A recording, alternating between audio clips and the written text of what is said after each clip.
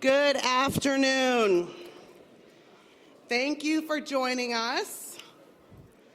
My name is Pam Hunter, and I am a state assembly member from New York, the great state of New York.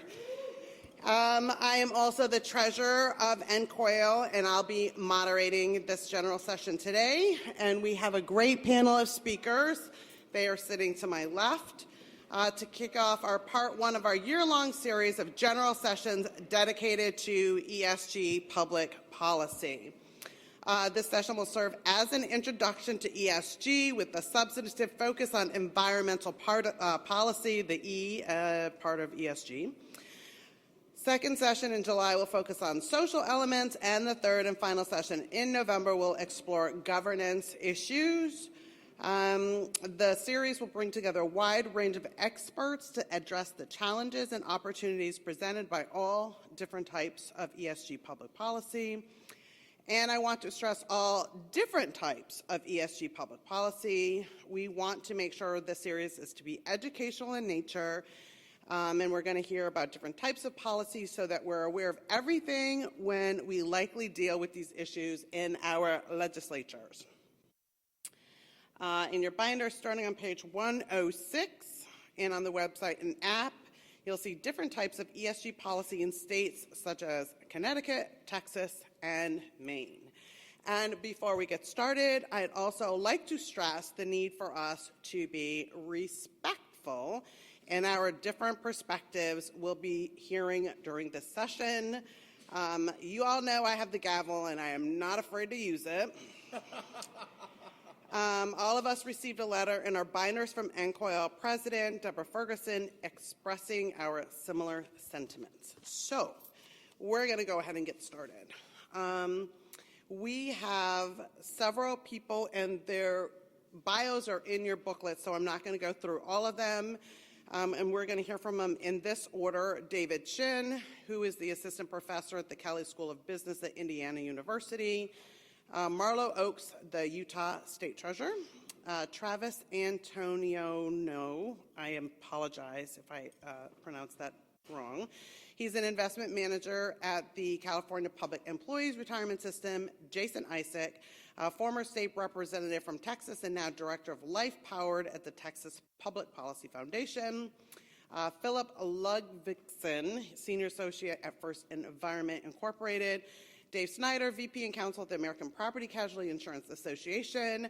My past fellow colleague, Todd Kaminsky, a former New York State Senator, and now he's a shareholder at Greenberg Traurig. And Sam Gutterman, member of the Academy of Actuaries. So we are slated to be here for a little bit of time here today, a couple hours, but what we're going to do so we don't get lost in translation is we're going to allow a few speakers and then stop for questions, and then we'll do the same thing again. And so we're going to start with David Shin, and then we're going to hear from Marlo Oakes and then Travis. Each one will have 10 minutes, and then we'll break for questions for that group. And then the next group after that will be Jason, Philip, and Todd. Same thing, breaking for questions. Closing with David, Sam, and then we will have any kind of closing remarks, more questions as time permits. So if we could hear from David Shin, please. Okay. Thank you for inviting me. I'm honored to be here. My name is David Shin. I'm going to give you some introduction about what is ESG and history about ESG and the relationship between ESG and financial performance. Can you pull the microphone closer, please? Can you guys hear him in the back?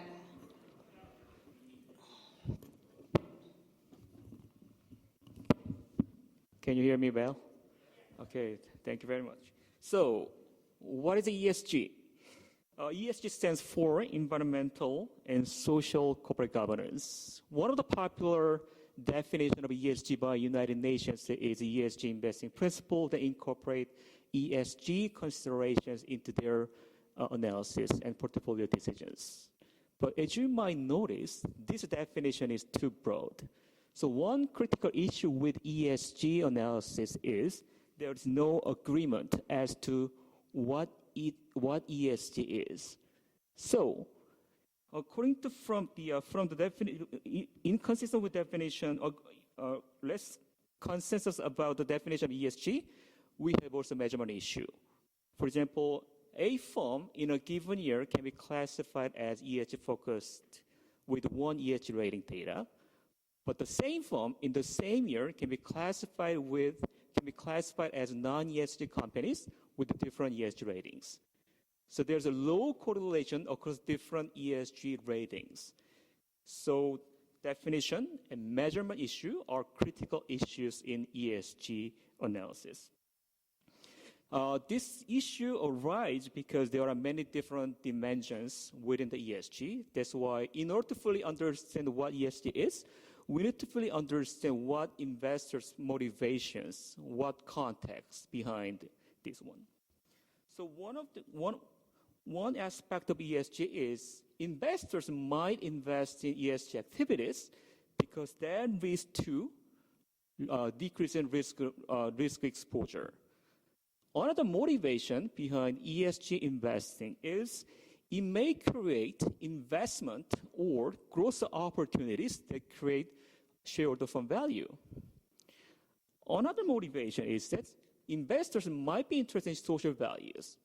So that's why sometimes they are willing to give up some profits for the social benefit. They are interested in, they have a positive impact on social society around they invest in.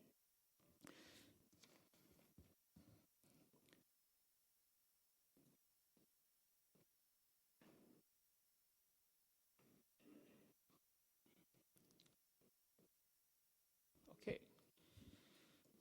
What about the E component? E component measures a company's impact on natural resources or environment. So examples of environmental factors is climate change, greenhouse gas emission, waste and pollution, and so forth. There are many ESG issues these days, but unarguably, climate change is the most important issues that attract the most attention from institutional investors. There are top 3 risks identified by World Economic Forum in 2019, which is extreme weather condition, climate change, mitigation and adaptation, and natural disasters. As you can notice, the top 3 risks are all associated with environmental component. But climate change doesn't necessarily limit it to E component. Climate change is also associated with a social component and governance component. For example, firms with poor corporate governance may have poor environmental policies. They may have bad impact on local economic natural environment. So E and S and governance components are somewhat associated with each other. They are not mutually exclusive. What about the social component? Compared to environmental component, S component is well not defined. S component measures companies' relationship with its workforce, customers, suppliers, and local communities. The examples of social component is human rights, such as child labor, diversity issues, such as gender issues, like Me Too wave, and workforce, such as employee treatment, and community relationships, and others. What about the governance component? The definition of corporate governance is the systems by which company is governed, managed, controlled, and so forth.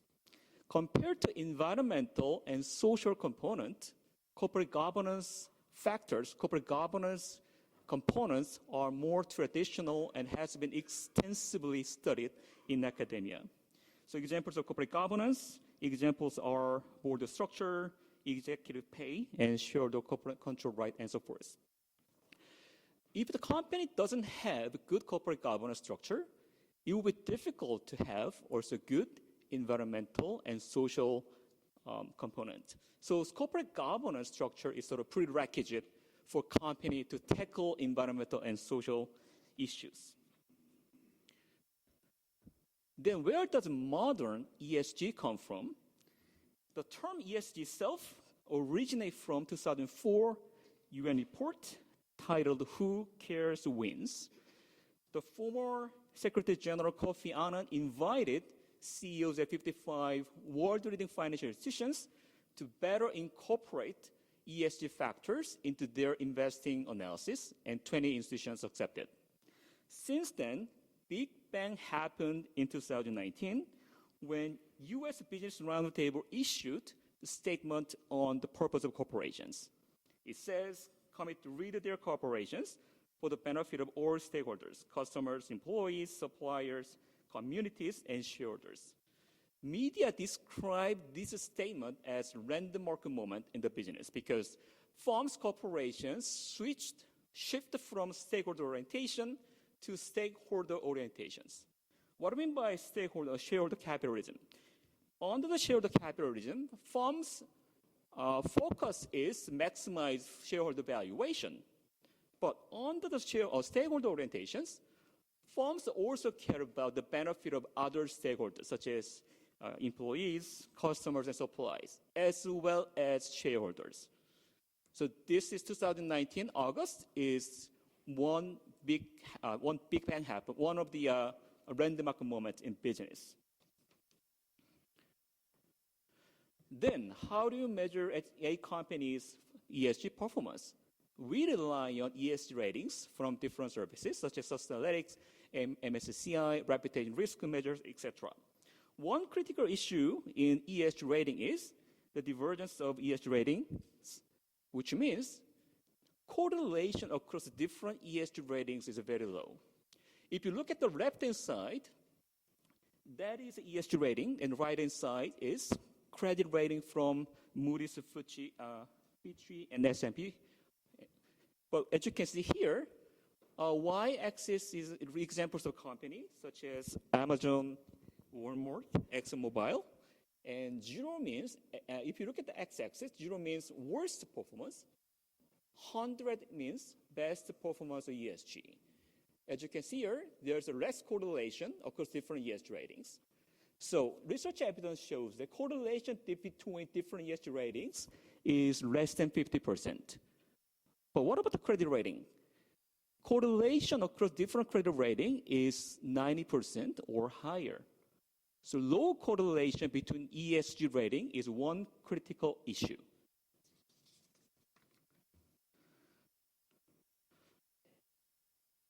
ESG investing, these are not exactly identical each other, but in general, ESG investing is interchangeable with other terms such as impact investing, sustainable investing, socially responsible investing, CSR investing, and green investing, which focuses more on environmental impact. ESG investing has different strategies. The first one is negative screening, exclusion, divestment.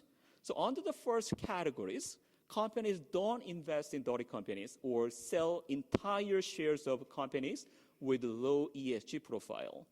Research evidence shows that the first category, negative screening, exclusion, divestment, may not be effective because shareholders doesn't change companies' ESG policies because they don't have shareholder holdings. Okay? Positive screening or positive tilt is the opposite. They invest in companies with high ESG profiles. Or shareholders can engage with the senior managers or board of directors to make them to be more sustainable.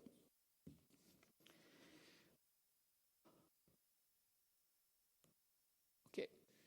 I think one of the most interesting topics in this section might be the relationship between ESG and financial performance.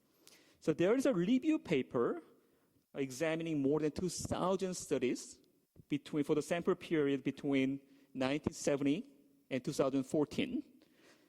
The left-hand side says non-portfolio. That means non-portfolio analysis means each individual firm level analysis. So each firm is evaluated based on ESG ratings, and then investors or researchers look at the relationship between each company's ESG performance and their financial metrics.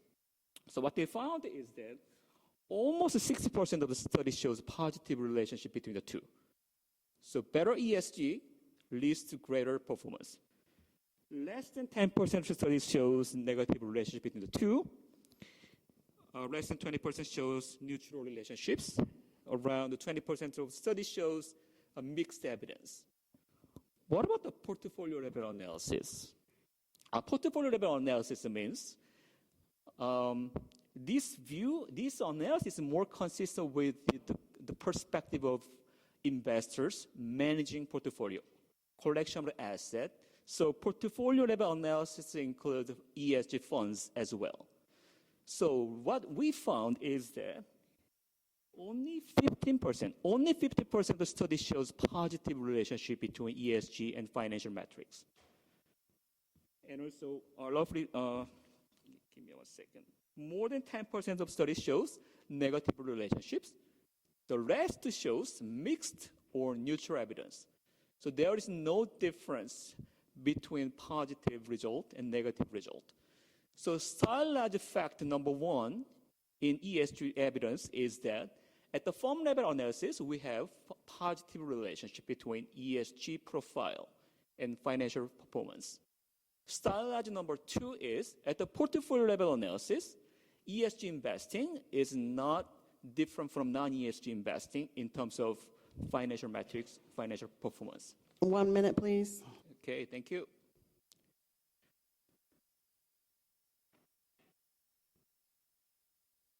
Oh, sorry.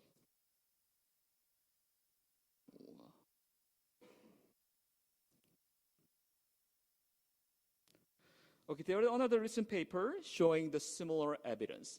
At the firm level, we find the positive association between ESG and financial metrics. But at the portfolio level analysis, we don't have a difference between ESG investing and non-ESG investing in terms of financial metric performance. Okay, that's it. Thank you very much. Thank you. If we could hear from Marlo Oaks, please, 10 minutes.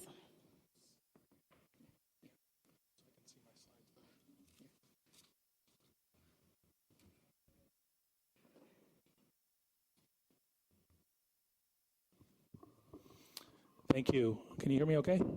Yeah, okay. Thank you. So I'm going to make this as quick as I can. First of all, some background. I believe this is a non-partisan or an American issue. We're talking about our civil liberties such as free speech, freedom of the press, and how we solve our differences, preserving our markets and constitutional form of government. This is not about red or blue. It's about the very essence of our country. And I'm not addressing underlying politics such as climate change or social justice. I'm talking simply about the system of ESG. And so if you think about business and politics, business has always been involved in politics, but in the past it's been about campaign contributions, lobbying to protect business interests. It's operated within the context of the political system. What's different about ESG is that ESG uses business to drive politics, and we can see that with debanking of various industries and individuals. Let's look at a case study in Utah, and does this strike anybody as a free market? We have a net zero insurance alliance, so several insurance companies all signing up under an alliance to commit to net zero in underwriting and investments. So one of those entities in the state was approached about providing a quote for fleet vehicles for a power company that provided power in a city. That insurance company refused to provide a quote on automobile insurance because the power that the company provided to the city was coal-based. Is there such thing as good collusion? Well, if you have, let's think of oil companies all coming together, large oil companies, and they all agree to cut production by 20% and prices rise. That will end up in jail time, usually. And in another case, we have financial services companies agreeing to net zero climate initiatives. They go into oil companies and demand oil production is cut by 20%. Prices spike, but there is a celebration because this is ESG. What is ESG?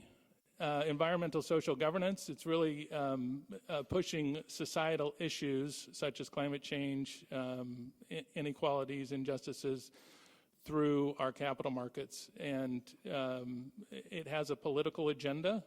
I point to Tesla being kicked out of the S&P 500 index last April, and ExxonMobil placed into the S&P 500 ESG index as an example of how politicized this is. So let's think about socially responsible investing versus ESG investing. Socially responsible investing is really traditional values-based investing. It's divestment. It's not investing based on one's values. So religious institutions are classic examples of socially responsible investors that say, I simply want to align my investment portfolio with my values, therefore I'm going to avoid investing in certain industries. It is not driving a political agenda.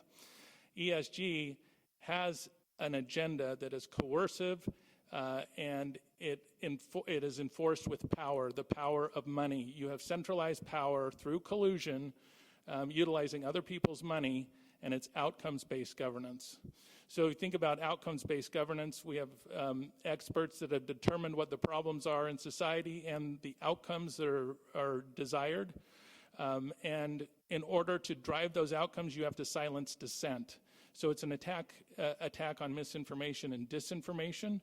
And you have a power structure there that power steps in and enforces this viewpoint. And so ESG is about using money and power.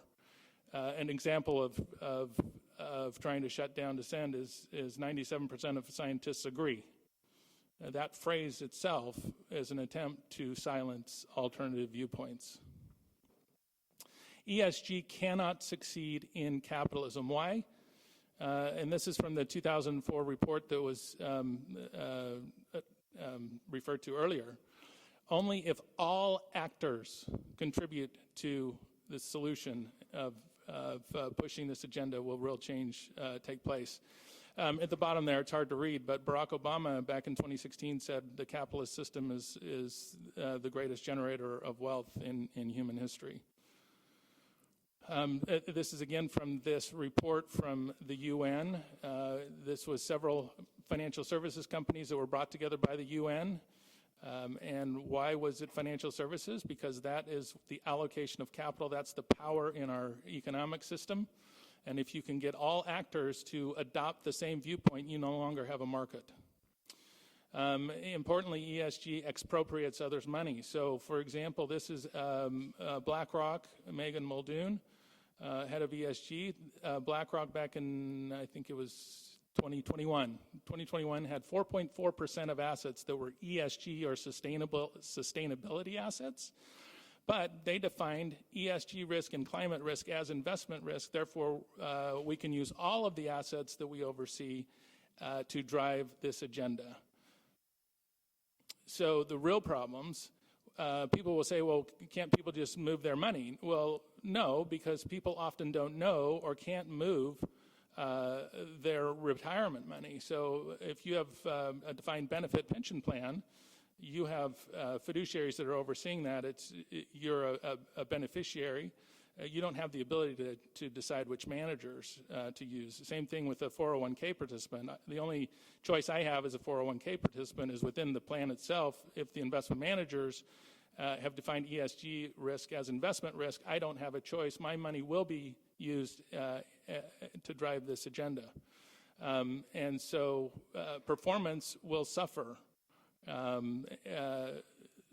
But it's going to suffer differently because in an index fund, as a passive investor, if a BlackRock or a State Street is driving an agenda with my money, going into an ExxonMobil, for example, and telling them to cut oil production by 20%, there aren't two classes of shares. There's one class of share, and it is impacting that class of share equally. And so the profits go down for everybody. You can't compare a non-ESG stock to an ESG stock in that example. It is being impacted the same. So what does this look like? BlackRock last year had 2,060 engagements just on climate alone. I gave the example of going into an oil company, ExxonMobil, and telling them to cut oil production by 20%. What's the enforcement mechanism? It is not electing members of the board or trying to get members of the board off the board if they do not commit to the agenda. It impacts the markets and investors, and where alternative views are not allowed, markets and free societies die. Utah has the best credit in the world. We've never been rated below AAA by anybody. We have a better credit than the United States Treasury. We had S&P create an ESG report on the state of Utah. The one issue that they brought out was drought, and I said, that's great. Drought, if it is financially material, then put it in the credit rating where it has always been. When you create a separate rating, then you can put things in that rating, like an ESG rating, that have nothing to do with our ability to repay the debt. So, for example, in August, there was a volleyball game at BYU, and a fan was accused of hurling racial slurs at a volleyball player. Now, if that were true, that would be terrible. That's an awful thing. But under the G factor of ESG that S&P outlined was adverse publicity resulting in reputational risk. Suddenly, the entire state of Utah was a bunch of racists. And there is no state that has more reputational risk than the state of Utah. For heaven's sakes, it's a bunch of former polygamists who started a state. And we've had reputational risk ever since, right? So this has nothing to do with our ability to repay investors. So here's a simple recipe for tyranny. I'm trying to read this here. You have outcomes-based governance. You decide on what outcomes you want, and then you create a crisis or an emergency. You have to create fear, you silence dissent, and then you have enforced compliance. That compliance could be ESG on the corporate side. On the individual side, we're talking about digital IDs, vaccine passports, central bank digital currencies. Suddenly you have a checkpoint society because people will have to have the right marks in order to access goods and services in society. This is a huge problem, and ESG is part of that. Truth in societies comes through free press and freedom of speech. And the quote down at the bottom, Thomas Jefferson, I actually found this at the Jefferson Memorial in Washington, D.C., and basically, I can't read it from here, but basically Thomas Jefferson says, we should not be afraid of information as long as we are free to think and find the truth, then we shouldn't be afraid of misinformation, disinformation. He didn't say that, but that's what I'm saying, essentially. So you think about tyranny in the past, and this is just an example of what happens when you have one viewpoint. Hitler, he had a problem with discussion and freedom of the press. He couldn't handle debate himself, and so he would shout people down. But really, he got rid of freedom of the press and free speech. He told the Hitler Youth that we basically have to have one identity, one outcome that we're all working towards. Again, outcomes-based governance. So outcomes-based governance, examples of this, no child left behind, right? 100% of children will pass their exams and be proficient. The United Nations, the Sustainable Development Goals. What are the outcomes there? Well, eliminate poverty, stop hunger, prevent the climate crisis. ESG has similar outcomes and goals. These are all very laudable goals. These are goals that all of us should want. We all want to prevent poverty and not have hunger. The problem is that once you do that, you open yourselves up to authoritarianism. This is Friedrich Hayek. He basically said the greatest invention of mankind was the discovery that you don't have to have common concrete aims. You have abstract rules of conduct for society. So, first example of that is the Ten Commandments, and then of course the U.S. Constitution. Those are rules-based. It's rules of conduct, not outcomes-based governance. 1 minute, please. UN and SG, the Sustainable Development Goals. So this points to the ambassador to the UN just recently this month, Ambassador Greenfield saying that the UN, big problem is their pro-Beijing policies. This actually also outlines the Chinese Communist Party's impact on creating the Sustainable Development Goals. They were central to creating the Sustainable Development Goals. And Representative Torres from New York, Democrat from New York, he said, exporting ethno-nationalism and totalitarianism is what the Chinese Communist Party is doing. This is ESG in one image. It looks like capitalism, but tastes like tyranny. And James Madison said, crisis is the rallying cry of the tyrant. Thank you. Okay, thank you. So now we would like to hear from Travis. 10 minutes, please.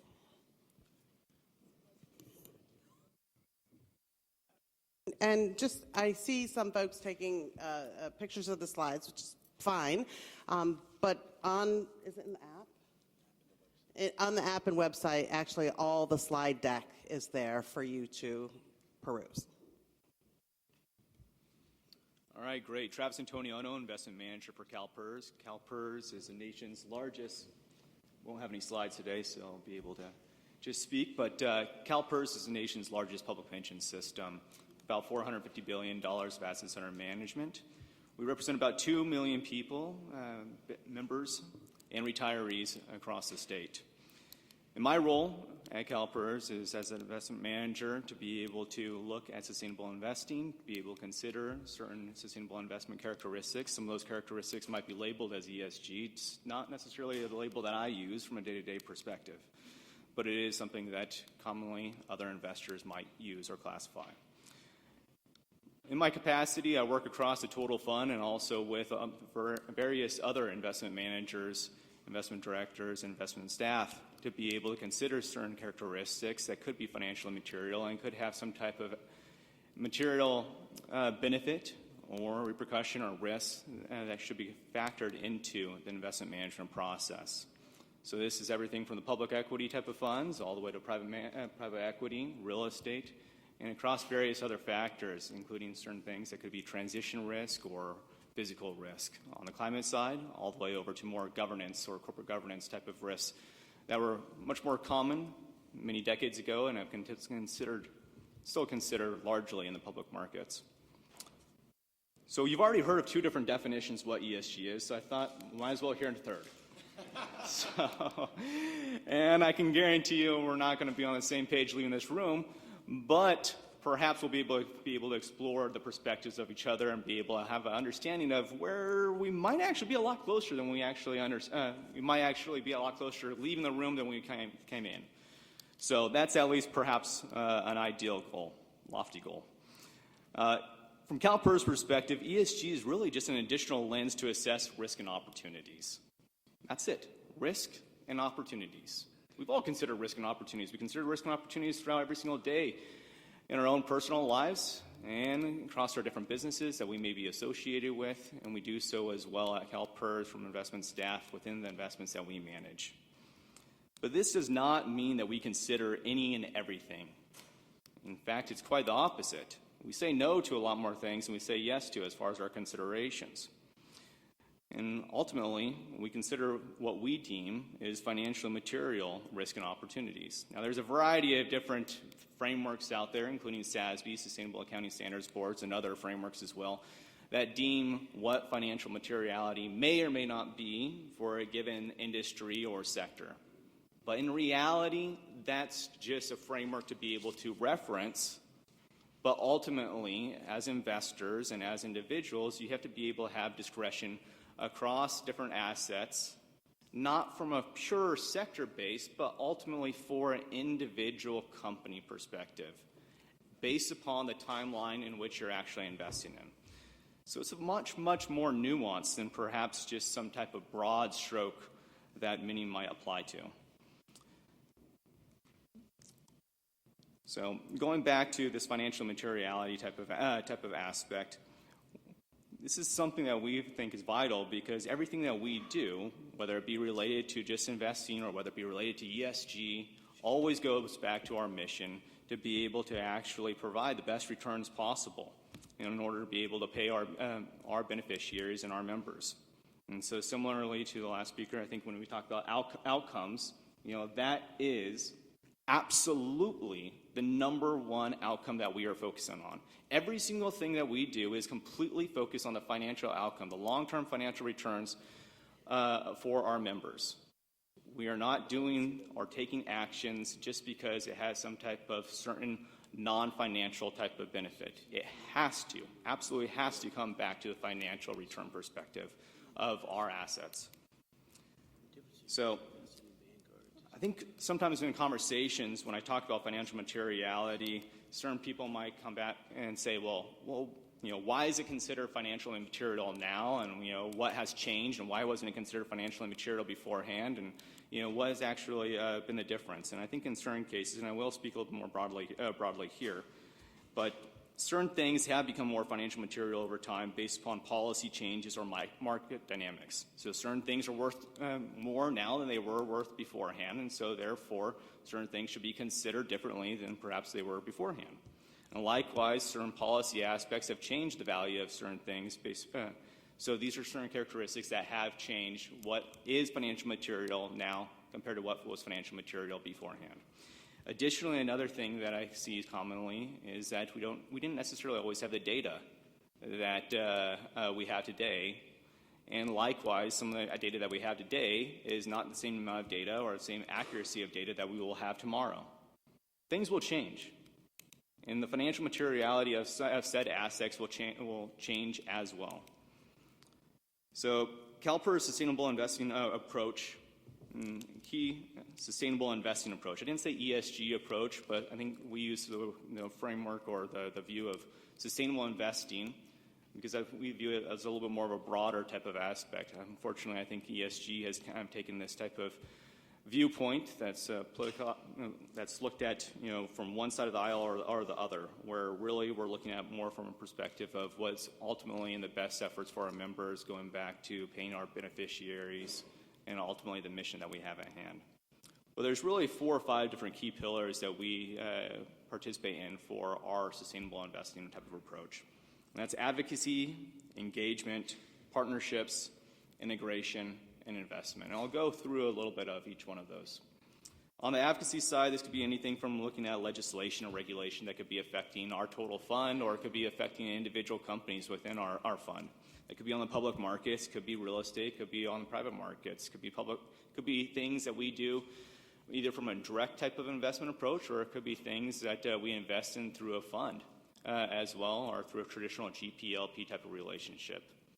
It varies, but needless to say, we try to be at least aware of certain things that could be affecting our ability to be able to execute on our own mission, and then additionally things that are going to be affecting the companies in which we invest in. So that's everything from legislation to regulation. That includes aspects of us talking to the SEC on a fairly regular type of basis over this last year. It also includes things such as looking at net energy metering policies and engaging with the California Public Utility Commission. Over on the engagement side, this is largely focused more on our public equity type of holdings. So the 5,000 or so different companies that we have ownership of, we typically own less than 1% of each of these type of companies. And we have carried out hundreds of different engagements throughout the year. Some of these engagements are on M&A activities, some are on shareholder proposals, some are on annual meetings, proxy meetings, or it could be on other type of thematic type of basis that come about during the course of time. Train derailments obviously is something that was just taken into consideration and it is being engaged right now. So I think the one thing that does set us apart, though, is that we actually control 100% of our proxy votes. So we vote over 5,000 different companies every single year. But instead of allowing someone else to vote our proxies for us, or instead of utilizing someone else's proxy voting guidelines, we have our own proxy voting guidelines. And that, once again, does change slightly over time, year to year, based upon how we deem things and how our views actually shift. but it's us voting it. It's not someone else. Over on the partnership aspect, there has been different partnerships that have been alluded to or commented on already during some of the discussions before me, but I will highlight some of the establishments that we participated in.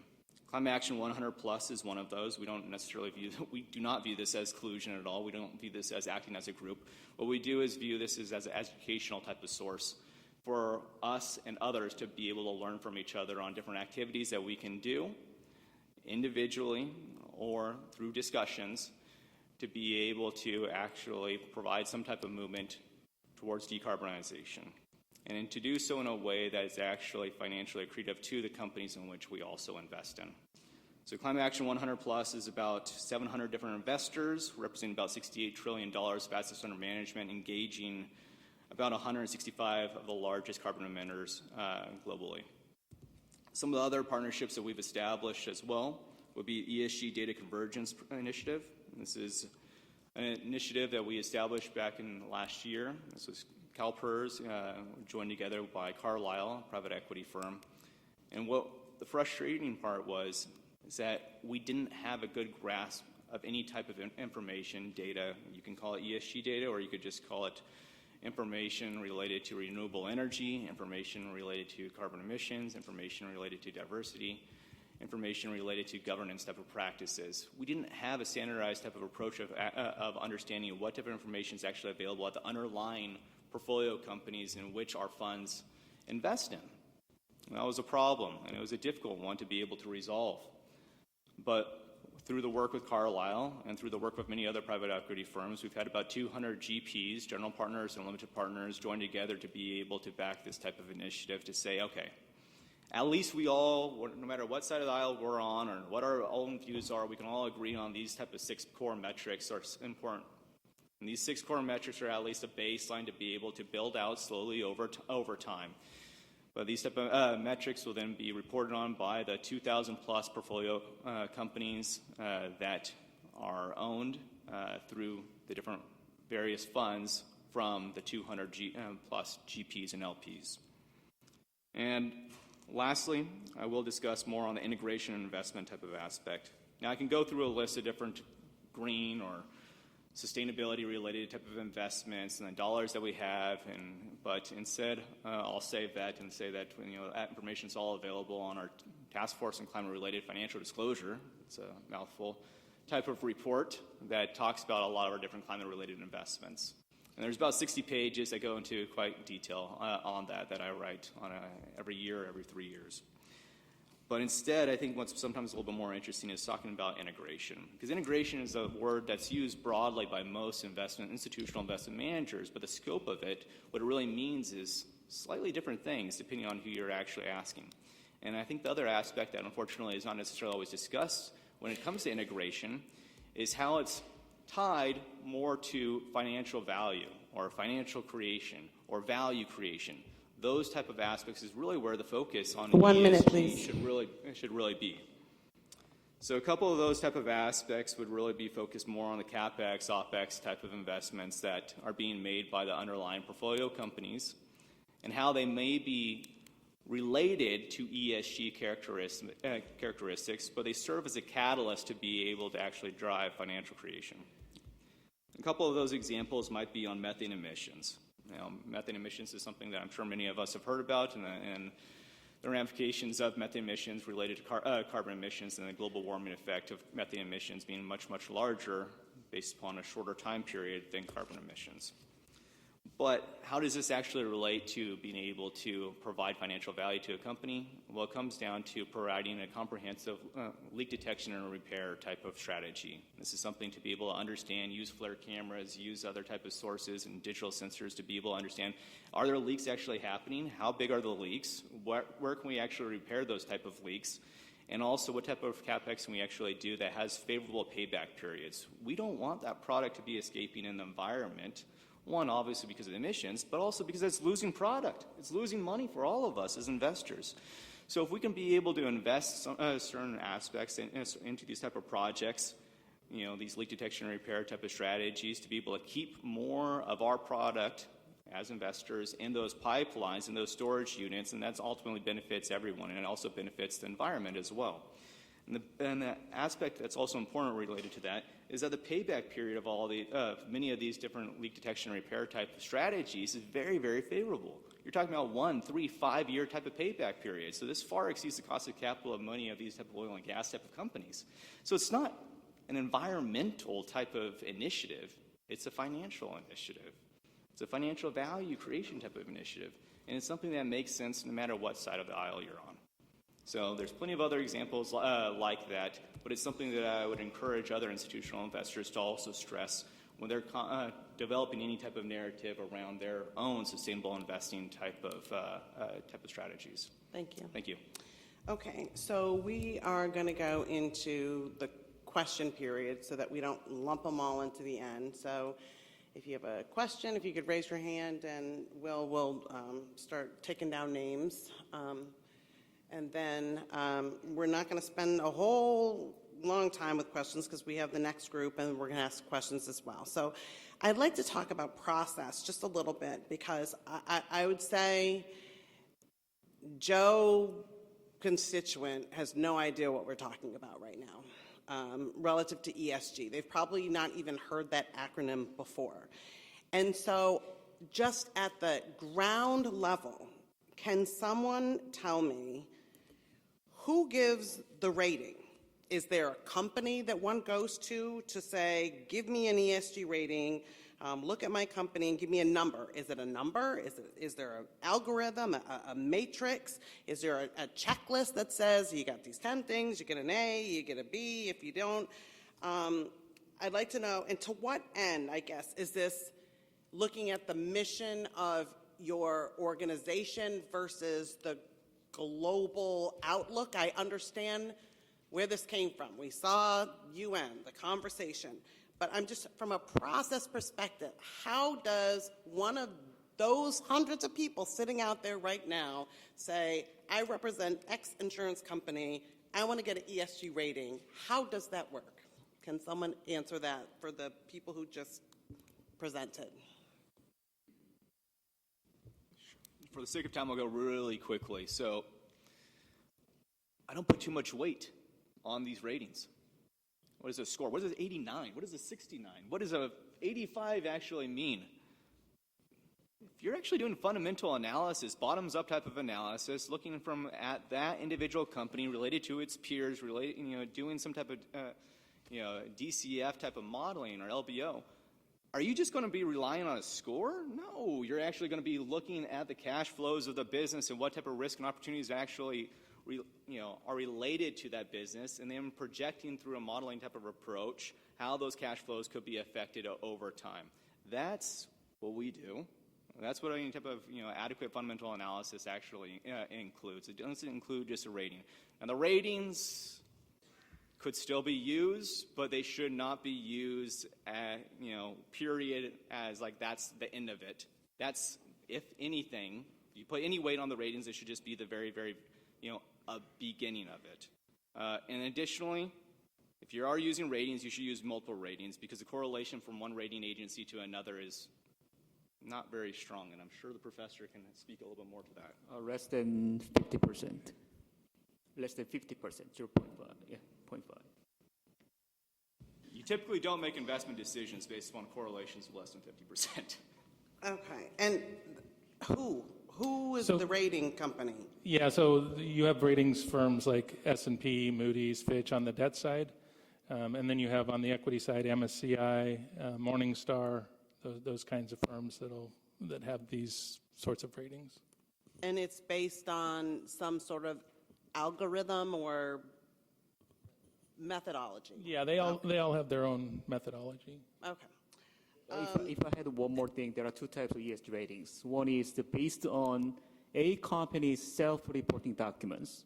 Second type is based on the negative event that actually happened and reported in the media. The first type of ESG ratings suffer from self-reporting bias or greenwashing bias.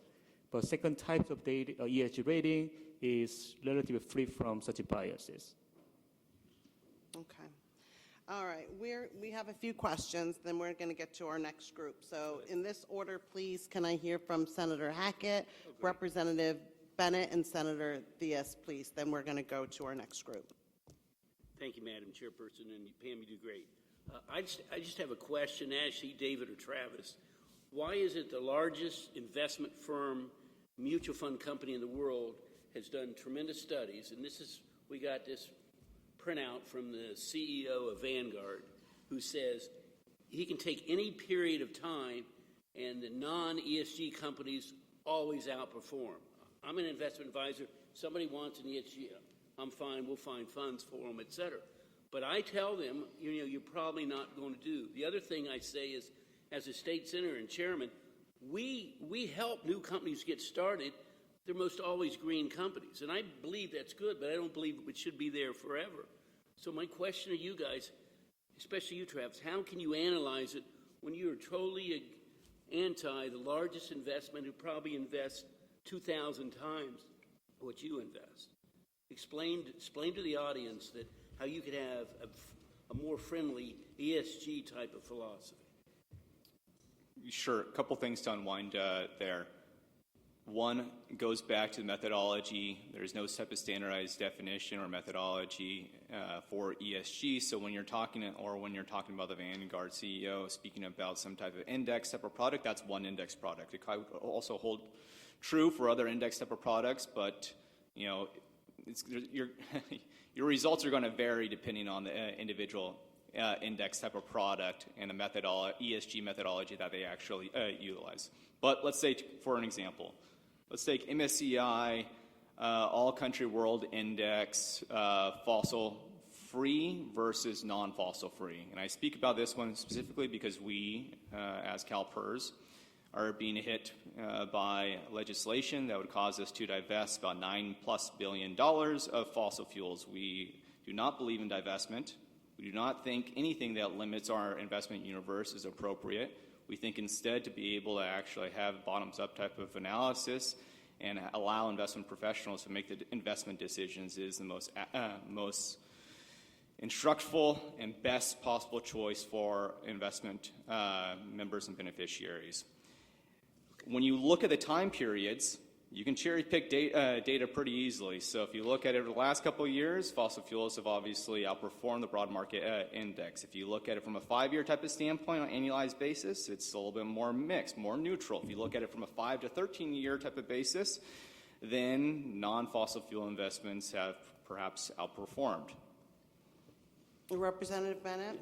So you can choose a lot of different, you can cherry pick these numbers pretty easily. Yeah, the only question is, and last thing I'm going to say is you're just using index funds. Vanguard is so much larger than their index fund, so you can't do an index fund versus a regular of the way your portfolio is. I'm talking about their standard portfolio where they choose the companies, not an index fund, which everybody in the room knows you buy every company in the index.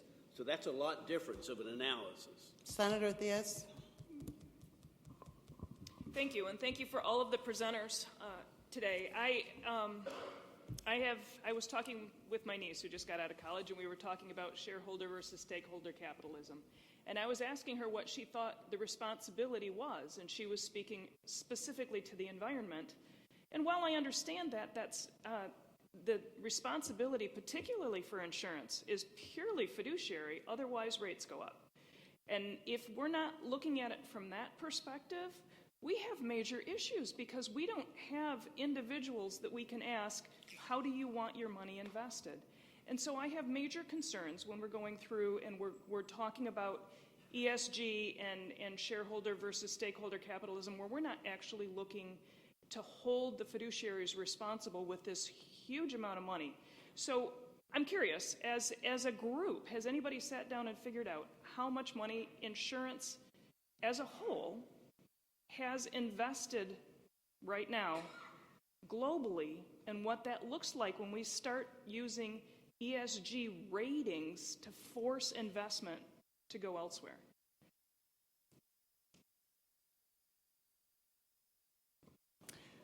Okay, so we're just going to move on to the next group.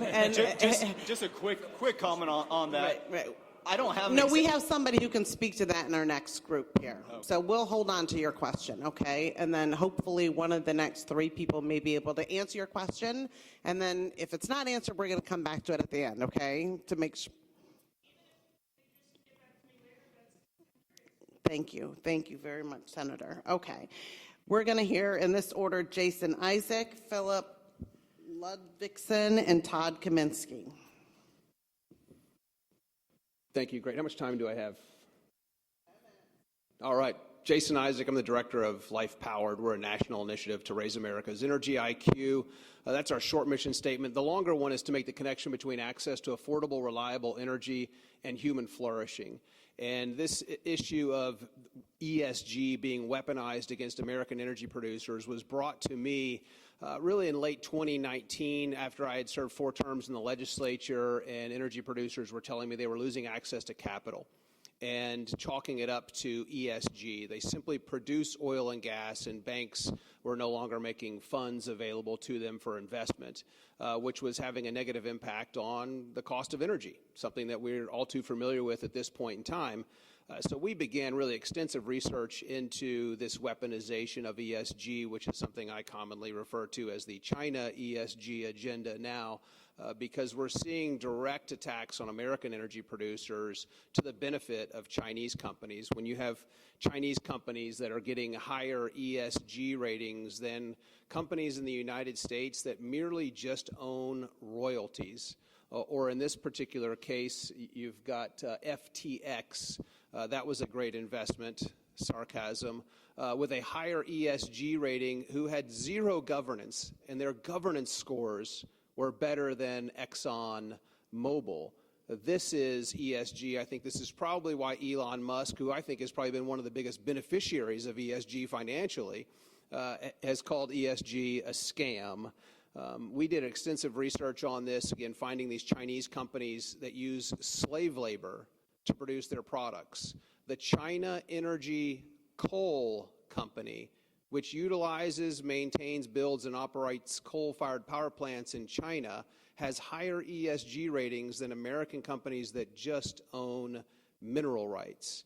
So this is a big concern of ours, and we worked with C. Boyd & Gray, a law firm in Washington, D.C., to publish this paper almost 2 years ago, because we do believe that groups like Climate Action 100 Plus, and there are over 700 members that control a vast majority of the global wealth and are using that wealth for a political ideology, are weaponized against American energy producers. And that political ideology is to force compliance with the Paris Accord, something that I've told members of Congress that I believe is treasonous because it is not the law of the land in the United States. That treaty has not been ratified by Congress. And for companies like BlackRock, Vanguard, and State Street to force companies they invest in to comply with the Paris Agreement is again, I believe it's treasonous and it's anti-American.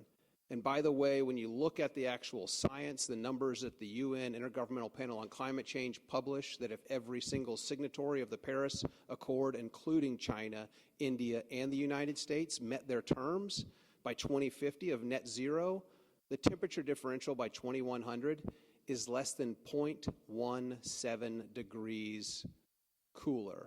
0.17 degrees for trillions of dollars, for $70,000 of cost per American.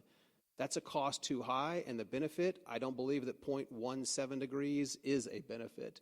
So we published this paper to point out the collusionary aspects and really give attorneys generals around the country the ammunition they need to fight these.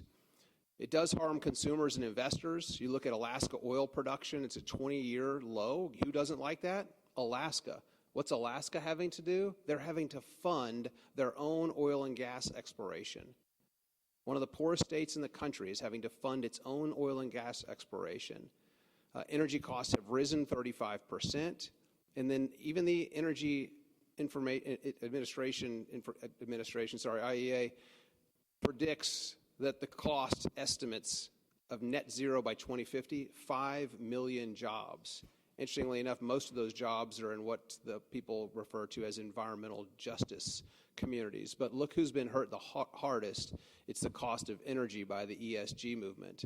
If you don't think there's collusion, look at the Glasgow Financial Alliance for Net Zero and their different areas that they cover. The Net Zero Insurance Alliance, the Net Zero Asset Managers, Asset Owners, the Paris-Aligned Investment Initiative. These are all little committees to drive net zero in different specific industries. Again, I don't believe net zero does anything to mitigate a changing climate. It just makes energy more expensive. There's a bubble that shows all the different initiatives within that. So yes, I believe this is a coordinated effort. You look at what's happened just over the last few years. I mentioned the big three financial firms that control over 90% of the S&P 500. Their combined stake in S&P 500 companies in 1998, 5.2%. Today, it's over 20%.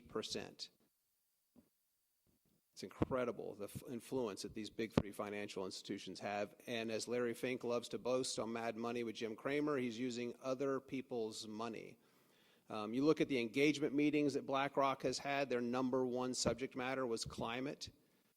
And then their voting shares, voting criteria, voting against directors that refuse to impose their gender quotas. I mean, this is the effort that's happening. And really, what's the result? I actually got these numbers for the first time from Treasurer Oaks over here, showing how it's impacting private capital being invested in American oil and gas exploration. Over a 94% reduction in dollars raised. It's only a 67% reduction globally. So this is hitting American energy producers. The producers that produce energy more responsibly than anywhere else on the face of the earth are the ones that are being targeted. I tell people in Texas quite often that we stand over the key to ending poverty on the face of the earth as we know it, and we should be producing that energy and providing it to everyone around the face of the earth to lift the last billion people out of poverty. Hey, talk a little bit about poverty real quick, because that's what happens when you don't have energy. You have poverty. Energy poverty and poverty are one and the same. And you look at places that have high CO2 emissions, and I joke as I sit here and drink a Pellegrino, which has higher concentrations of CO2 than in the atmosphere, and I'm not going to spontaneously combust. I live a high carbon lifestyle, and I think the rest of the world should too. And the president of Sri Lanka agrees with me. When he left, his palace was overrun. He was the first ever candidate to support net zero and put policies in place to do that. Food cost went up 80%. They were exporting rice and tea until his policies went into effect, and food production decreased 40%. And where did he go? He went to Singapore.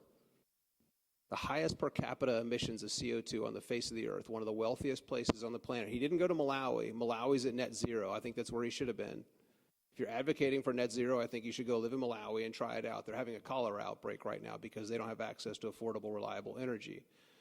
So, I like to talk one thing here. This is Aisha. Aisha is a 13-year-old girl who lives at net zero in Ethiopia. This is what access to not having energy looks like. Aisha will spend 8 hours every single day walking to collect water. She'll spend another hour walking to collect animal dung and biomass to cook, to heat that water up somewhat potable. So expensive energy hurts the poor. It impacts women more than anywhere else around the face of the earth, because women will collectively spend 200 million hours today walking to collect water because they don't have access to affordable, reliable energy. And when you threaten the cost of energy produced in this country, I take offense and I fight back. There's actually a lawsuit here in California. Expensive energy hurts the poor here as well. There's the 200 suing California Air Resources Board, violating the Civil Rights Act because their policies have a disparate impact on communities of color. So when someone came to me and I said, why are we doing this? We're world leaders in clean air in the United States. We've reduced harmful pollution 78% in the last 5 decades. We're number one when it comes to access to clean and safe drinking water. Why are we doing this? We're mitigating the changing climate. You do that with access to energy. Deaths are down significantly over the last 100 years. People living in poverty is down 90% over the last 100 years.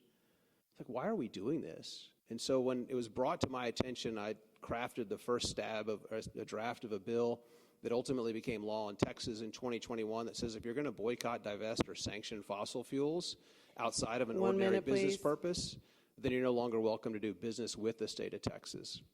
And that bill has passed in Texas, has been the law, and I've got multiple drafts that just got filed on insurance. If you're doing things outside of an ordinary business purpose that increase the cost of insurance or increase the cost of capital, that hurts people around the world, and it hurts energy production on this country. So we're pushing back in Texas. Since we passed the bill in Texas, 4 additional states have passed that, targeting banks and asset managers that are forcing divestment of financial resources. It's Oklahoma, Tennessee, West Virginia, and Kentucky, and several other states are going to pass those. And I'll talk about some bipartisan efforts I have coming up, hopefully in the question and answers, but I will say in Texas, when we passed that bill about boycotting, divesting, and sanctioning fossil fuels, overwhelming, broad, bipartisan support. We had 2/3 of the Democrats in the House and over 2/3 of the Democrats in the Senate support that bill in the state of Texas, ultimately signed into law, and is having a significant impact of pushing back against the weaponization of ESG. Thank you. Thank you. Philip? Thank you. I need the clicker. Thank you. Not sure if my presentation is up yet.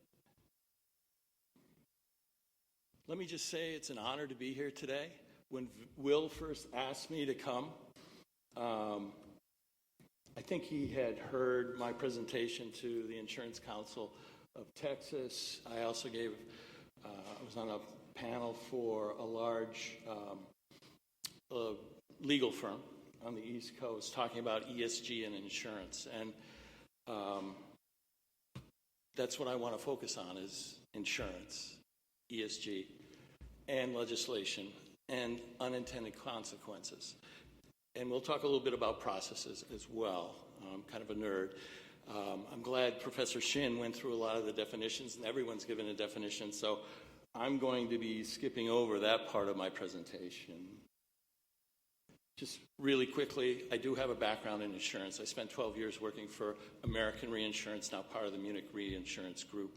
I was their senior environmental advisor on environmental impairment liability. I was involved in putting up the first $1 billion in environmental reserves. I also was put in charge of co-managing their first strategic investment fund. So I have a background in environmental engineering, proud graduate from Utah State and resident, go Aggies. And full disclosure, lifelong Republican. My parents were Republican. My grandfather was a long-term serving legislator in the state of Wisconsin. So it is close to my heart. But Will asked me, I asked him, which way do you want me to spin this? Or, and he said, he knew I was a golfer. Hit it down the fairway, give the facts, and if it draws left, if it fades right, so be it. So the agenda, I'm going to go quickly through the terms, why even bother with ESG, and why it's becoming, I think, such an important issue now. I'll talk about the insurance industry addressing ESG, which in insurance industry has done for over 10 years. Potential ESG-related risks, I'll move through that quickly because we've talked about that, and I think you'll hear more about that in future sessions. And the current political pushback on ESG, and what may be unintended consequences, both on the left and the right, and then some closing thoughts. So, sustainable development, we heard about economic, environmental protection, social well-being as a form of equity, ESG, environmental, social, governance. I'll just say on this slide, there's basically two forces at work here, or perspectives. One is how a company is impacted by environment and social, economic, and also how that company can impact the natural environment and social. So there's two different directions. I spent the last almost 10 years working in the area of sustainable finance and ESG financing, and they're very similar. And from my perspective, sustainable finance looks at those outward, or the outward impacts of companies on the environment and society. And many times people refer to it as the right thing to do. ESG investing, on the other hand, is the converse for the most part. They're not mutually exclusive. They're just not. But in general, if you look at ESG ratings and the methodologies that are using, they're looking at how the environment and social forces impact the returns on the investments. So it's inward focus on organizations, both risks and opportunities. And from a marketing standpoint, it's many times queued up as the smart thing to do. I am a nerd. My wife calls me a professional student. I spent the last 20 years working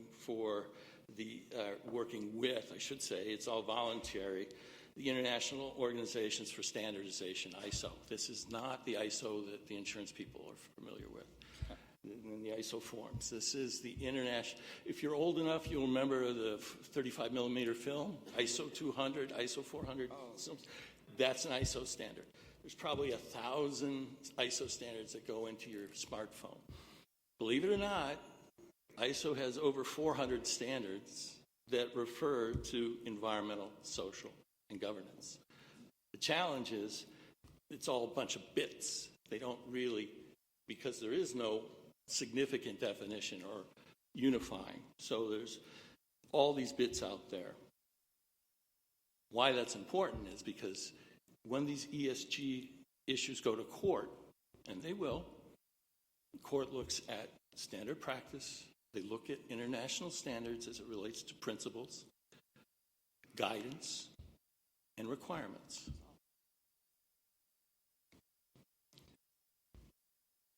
A lot of people say, well, ISO, that's all technical. Well, there's financial standards as well. I just wanted to mention that for sustainable finance, ISO 32210. There's a whole technical committee on banking securities. If you ever wonder why or how banks figure out privacy standards, how they talk to each other, move money around securely, cybersecurity, ISO's all over that. And there's also an ISO standard on legal risk management. So just give you an idea of the breadth. Now, on the opposite side, when I look at anti-ESG terminology, woke, we have Webster's Dictionary and Oxford English Dictionary, which really have nothing to do with what we think of how woke is being used politically. And then woke capitalism, I could not find any definitions on that either. There was a Republican senator, I think, summed it up best, and he was sort of referring back to the 60s on indecency. I know it when I see it. It's tough to go to court with those kind of definitions. And it's even tougher to come up with technical standards. Just really quickly, the terms woke and ESG, they've been around, although in different meanings for a long time. ESG has just been taking off. This is from the Ngram on Google, the number of times it's represented in Google's library. This only goes to 2019. The term woke is actually starting to decline in the published literature. Why bother? Well, there's this organization called Principles for Responsible Investing. There's over 380 signatories, primarily asset managers. And those asset managers represent $103 trillion of assets under management. Vanguard is one of them that have signed on to the Principles for Responsible Investing. $103 trillion.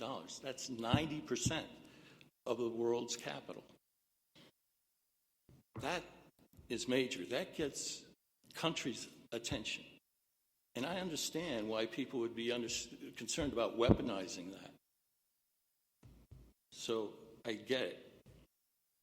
The net flows into ESG funds, Professor Shin talked about it, the returns, and this is just one study, shows that at least during up markets, bull markets, the flows have been greater than non-ESG funds, and the returns have been better.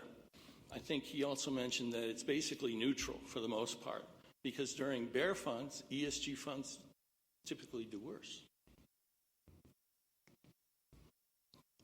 We heard about Larry Fink, and he was asked recently at Davos about the ESG backlash, and he said, look, we lost about $4 billion of flow from various states, but in the long-term flows over the last year, we were awarded $400 billion, $230 billion in the U.S. alone. So you tell me if he's really hurting from that backlash. And as far as insurance, AM Best, a company that I've got to know in the 90s pretty well. This is a conservative company. Let me tell you, I visited their headquarters. It's like walking onto the set of Mad Men. You know, everything goes black and white. AM Best has always considered ESG risks in our credit rating analysis when there were material and relevant to financial strength. That's important. Remember that. That's important moving forward.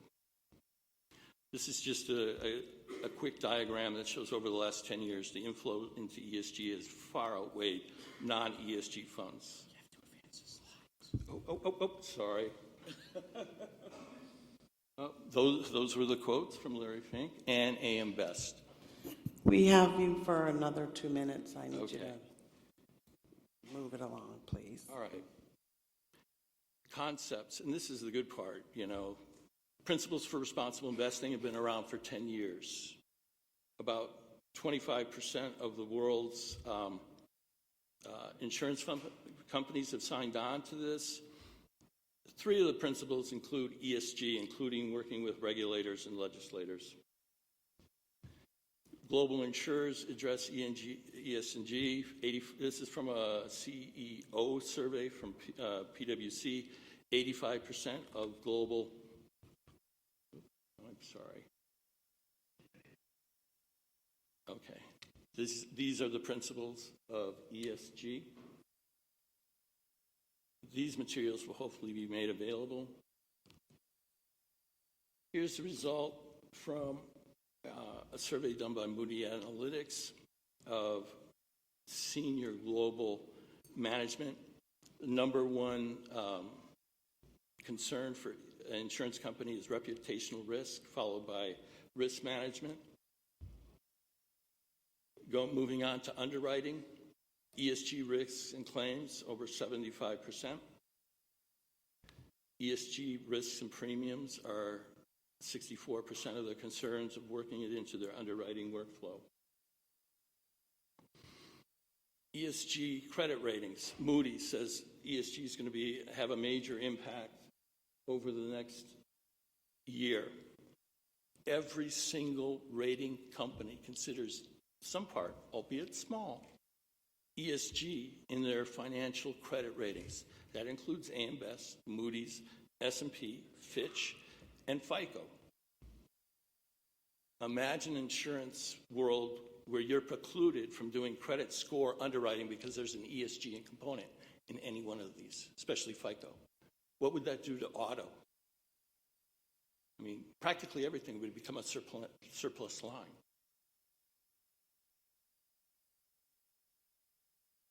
Okay, I'm going to skip over the risks because you know the risks. Here's a map of the states. As we see, this is from December. We have pro-ESG, we have anti-ESG states, we have boycotts, we have precluded language is a mishmash. So is there common ground? Well, federally, the U.S. senators say, well, let's at least get back to basics where you have to consider financial factors. Can we agree on that? And in my opinion, that's a pretty low hurdle. And the chief economist at the Insurance Information Institute said ESG is in the data of any insurance company. Just said that. And what he's talking about is the material financial impacts of those risks and opportunities. Red states beginning to reject their own ESG regulations. Wyoming, just in the last couple of weeks, the Appropriation Committee recommended not to pass 2 of their own anti-ESG bills because of unintended consequences. and the returns that would have. North Dakota voted 90-3 against rule mandating public pension funds divest from funds considering ESG factors. Texas, we heard about Texas. There's been a study done last year that Texas cities will pay between 300 million, 500 million in additional interest on 400 billion in bonds due to an ESG ban on bonds. This is something I know a little bit about because I work in green bond verification.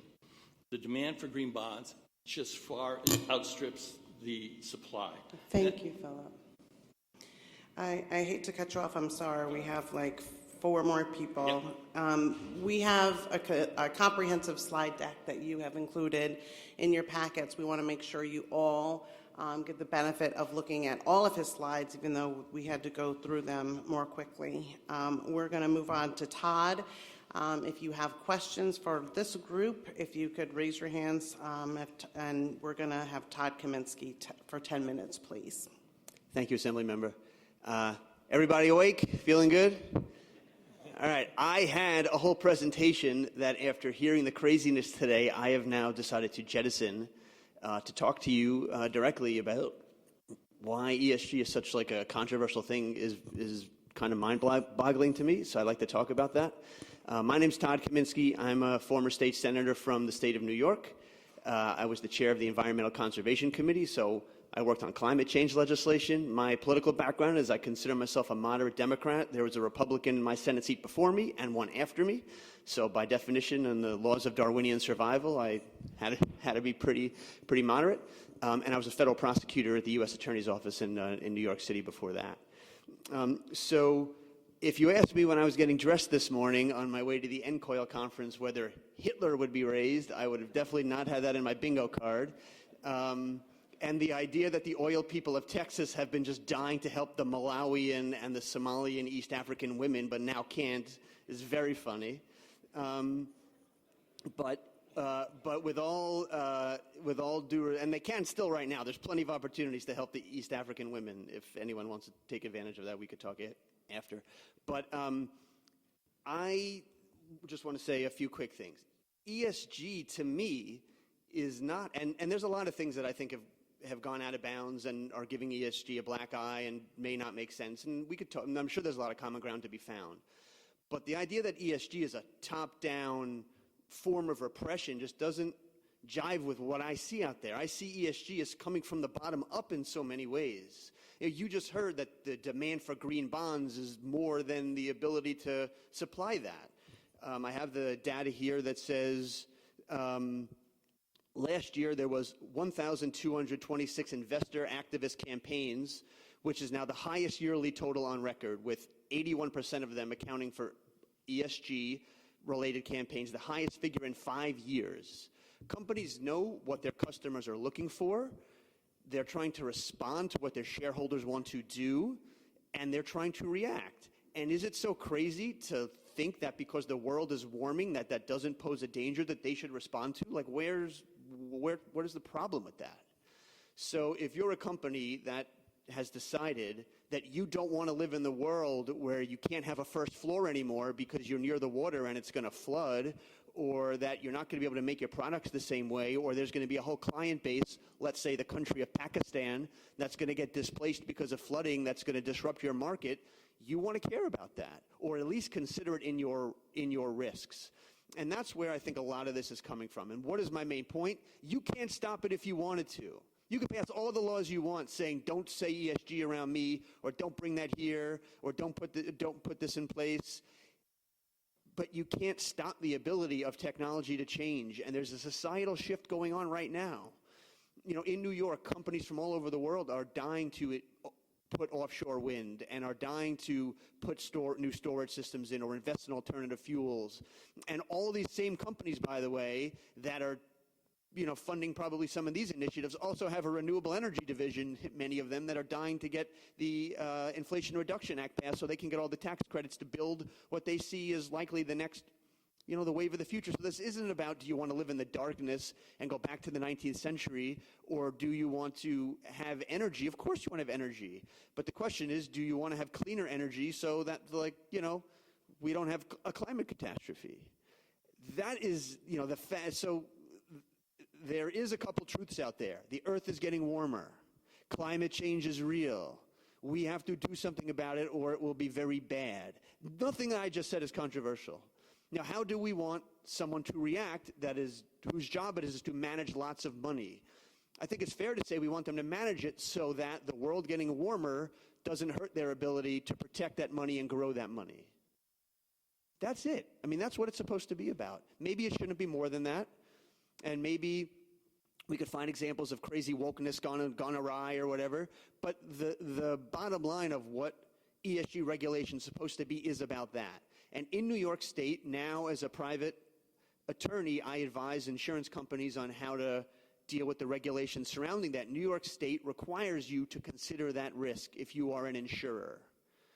But it doesn't require you to do anything about it. It requires you to consider it. And I think that is there are parts of the regulations that I think,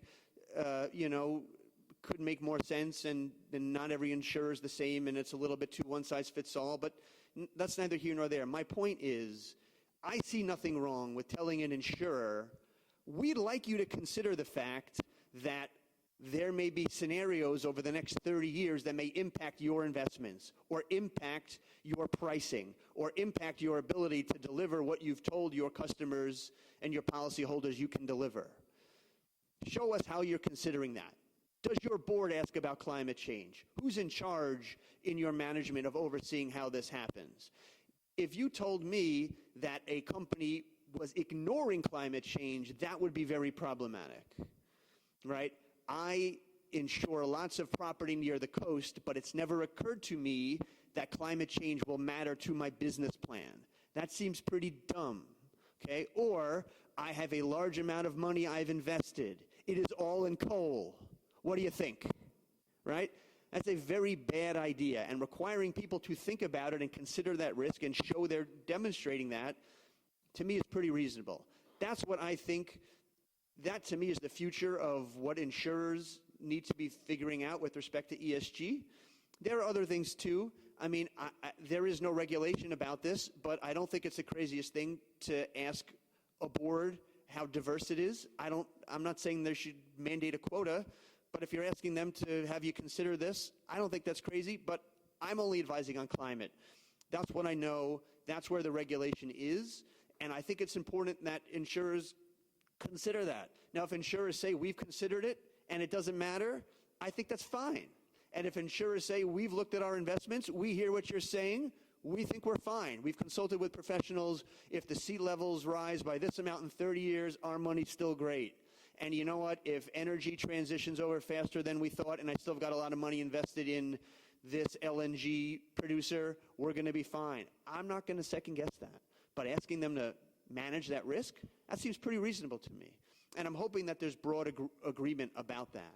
And so when I do see political, so what I would say is the same political movement to force people to have certain opinions, I equally and as vociferously have the same problem with the political movement to stop you from wanting to consider those things.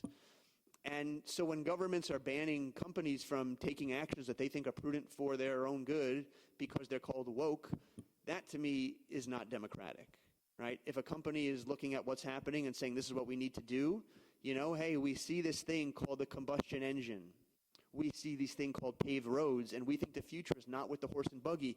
Oh, yeah? Well, too bad. You're investing in horse and buggies, right? That, to me, is problematic. So I would like to find a way where we could have a dialogue that's not full of heated rhetoric, but that actually considers what the risks are and how insurance companies need to manage them. And to legislators here, as a former recovering legislator of under a year, I think there's a tremendous role to play working with insurance companies to help make sure that regulations are tailored so that they're able to continue to do their business within those guidelines while considering those risks. So I am all for reasonable policy. I'm not for draconian policy. I'm for letting companies do what they need to do to protect their investments and grow. but I think the idea that all ESG is poisonous is kind of crazy. I think the idea that we're supposed to do nothing in the face of climate change is suicide. And I think if you're an insurance company operating in this changing environment, you have to change too. And that doesn't mean that we should never use fossil fuels. That doesn't mean we should turn all the lights out because they're so bad that living in the darkness is the preferred future. Like, that stuff's all crazy. No one's saying that. At least I'm not. So I like to find some common ground on ESG, take the political rhetoric out of it. Certainly, let's take Hitler out of it. Let's be able to talk about how we could help insurance companies navigate this landscape, which is only growing.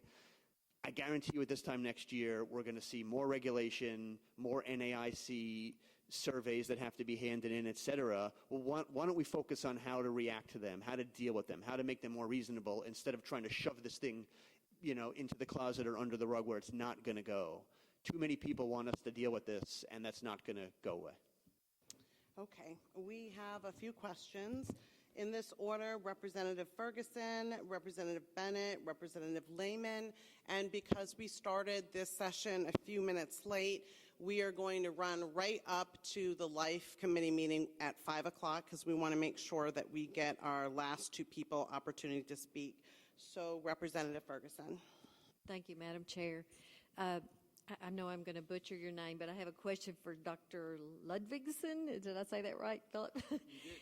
Because you showed the map. I guess my concern as state policymakers, that you showed the map where we have all this divergent policy going on. You have, primarily Southern Republican states banning ESG, and then you have California, New York, other states requiring investment in ESG in their plans. I guess my concern is that by doing this, and you're dealing with primarily national or international companies and requiring them to navigate this landscape of different policy out there, are we begging for federal legislation or federal intervention to correct in some form what's going on with states? Yeah, and I'm not a government policy expert, but I can tell you it's going to make it harder for international capital to flow when you have these kind of regulations. And not only that, part of the challenge is you're limiting the number of options for companies, including insurance companies. And when you can't allow diversification in investment and insurance, that's the kiss of death. And all that international capital is going to say, wow, they've got a problem here, whether it's plus or minus. And it costs really a lot of money. And it's just amazing. I'm not sure why 2 years ago that map would have been just total nothing. In the last 2 weeks alone, last 2 days, yesterday, in Kansas, and I think we have the insurance regulator here, in Kansas, their opposition prompted a Senate committee chair to drop the toughest version of its anti-ESG bill, applying anti-ESG rules to firms handling private investments before the hearing began. He also canceled Thursday, that was yesterday, discussion on a milder version of the anti-ESG bill after the head of the state pension system for teachers and government workers warned that it would cost $3.6 billion in losses over 10 years. That's a lot of money. And that's because of lack of diversification. That's how they're coming up with those numbers of losses. Representative Bennett, then Representative Lehman to close with Senator Hill before our next speakers. Thank you, Madam Chair. I live in Oklahoma City, and if you'll allow me, here's what's going on in Oklahoma. First of all, to set the stage, I live in Oklahoma City. The Oklahoma City Chamber has not taken a position on ESG, but many of our companies, many of them energy companies, have adopted some form of an ESG policy. The Chamber has taken positions against what I would consider to be anti or pushback to ESG policies. For example, one of our members, and all of the anti-ESG stuff is being sponsored by our fringe members, not the mainstream Republican Party. You'll probably figure out from this question that I'm a Democrat. But I've seen the Banking Association come into our caucus and lobby us because a bill that would ban any Oklahoma company from doing business with the state of Oklahoma if they discriminate against guns, gun manufacturers, gun organizations, shrimp gun, barbecue gun, whatever it is, you know? And so from where I'm sitting, ESG right now is not a threat, but the anti-ESG is truly a financial threat to businesses in Oklahoma. And I wonder why, I guess this question would be for Jason or Mr. Oakes, why we can't take a wait-and-see gray area, work within the system to make ESG better approach as opposed to this black and white knee-jerk reaction approach, which in my view is centering the ESG conversation in politics as opposed to business. And from where I sit, the fear and anger generated towards ESG is very political and not based in business. So if you could speak to that, I'd appreciate it. Yeah, no, happy to. Whoa, excuse me. So I, as state treasurer, I am not a legislator. I want the legislators to take care of issues, social issues.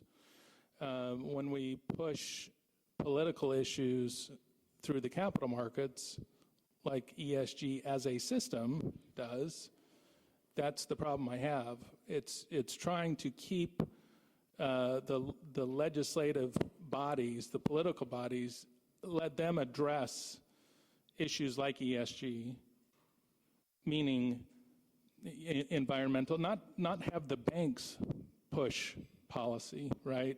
De-banking and that sort of thing. So this push against ESG is an attempt, at least from where I'm at, to keep politics out of the capital markets. It's to keep politics from driving the allocation of capital. But we have to be very careful because there can be unintended consequences, right? And that's what we're trying to avoid. Because I, as a fiduciary of the state, I have to get the best execution and price when I'm issuing debt, right? And so I may end up needing to use banks that maybe have policies that are harming certain industries. I'll add one of the things that we added in the bill in Texas was this fiduciary responsibility. That is defined. What's not defined is ESG. So the bills that I've helped write don't mention ESG at all. They do mention fiduciary responsibility, and one of the first recipients from a banking compliment that I got was actually in Oklahoma after the law passed in Texas. And a guy came to me and he says, "We love your Senate Bill 13." And I'm like, wait, aren't you a banker? And he's like, "Yeah." And I'm like, "I've been taking flack from you guys for the last 12 months because of the bill." And he goes, "No, we've started writing more municipal debt in Texas as a result of your bill because we don't discriminate against oil and gas producers. And so we're happy to take more business." So it's been an economic benefit to the state of Oklahoma. And it aligns with what we've seen. And I was just with our comptroller last week. We have this thing called the Texas Policy Summit, and we did this panel on ESG, Everyone's Suffering Guaranteed. And he talked specifically about the Wharton School of Business's report that every other state is now using to say we shouldn't do this because of the cost in Texas. And Wharton, that's why I call it the China ESG agenda, because the University of Pennsylvania took nearly $60 million from anonymous Chinese donors and then came out with this report. But they came out with the report before a boycott list had even been published by the state of Texas. So no company had been boycotted. And they came out with a report saying that there were going to be increased cost. But what's happening now is our municipalities are working with their lenders, and this was reported in the Washington Post 2 weeks ago.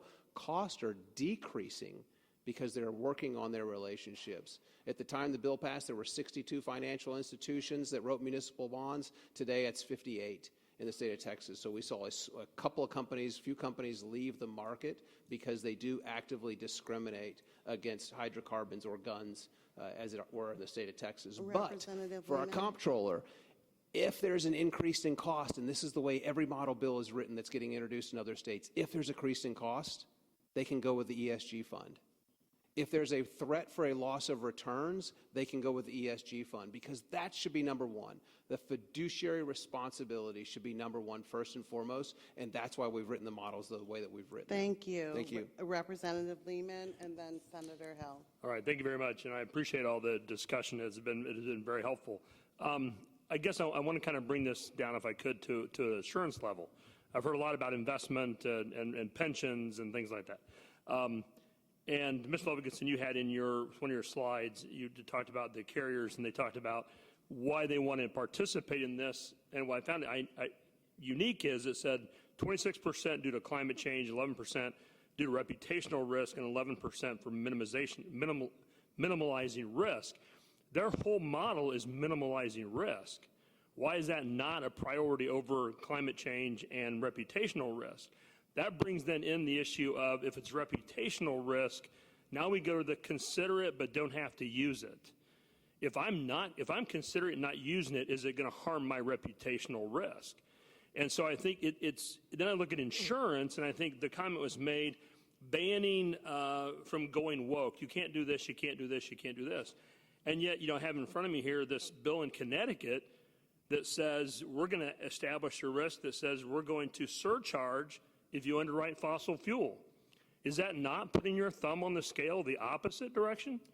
Absolutely. And I didn't have time to get to the Connecticut. But I agree with you. But what's scary is, okay, legislating surcharges is one thing. And I think it's part of the package that was put out. SB 1060 in Texas specifically says that it prohibits insurers from acting on insurance proposals that would seek to put limits on insured risk, fossil fuels, blah, blah, blah.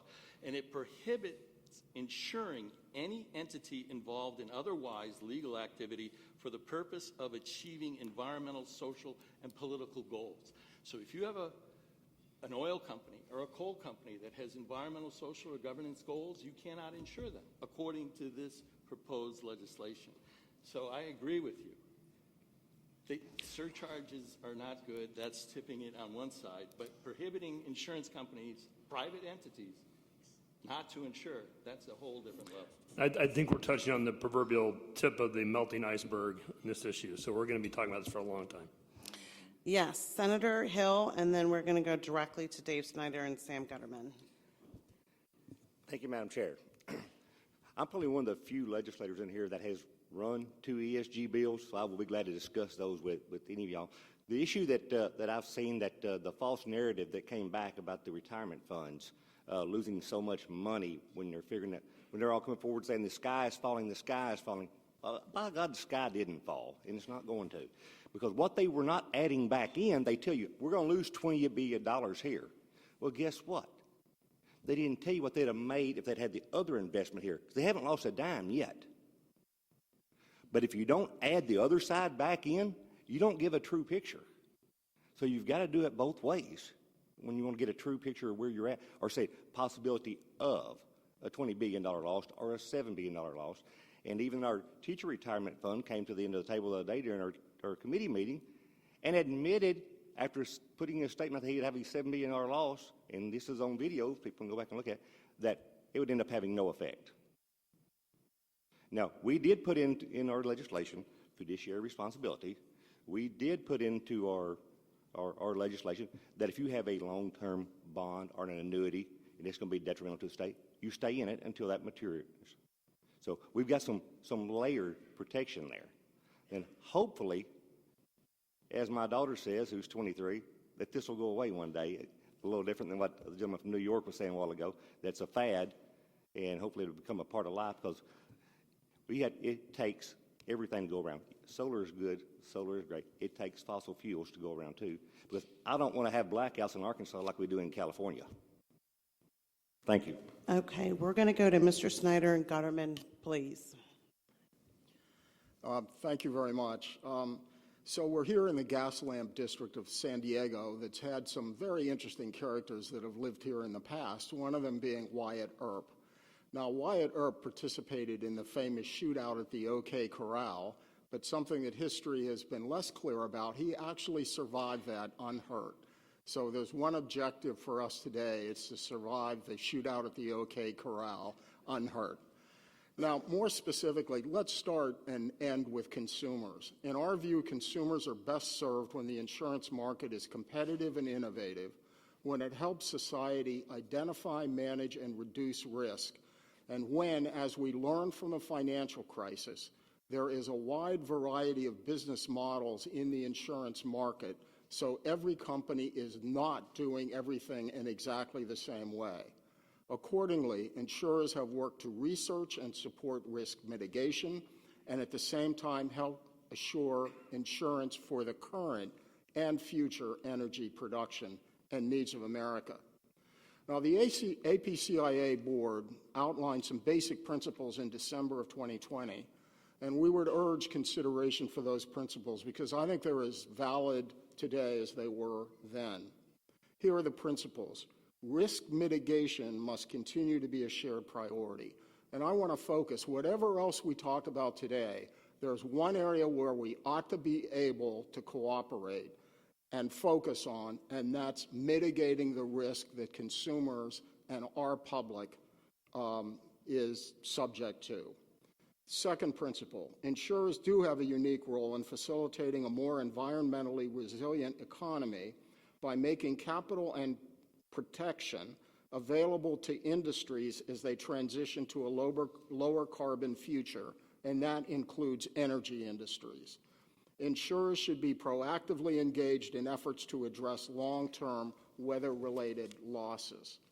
Insurers should consider what existing information can be disclosed as voluntary alternatives to regulation.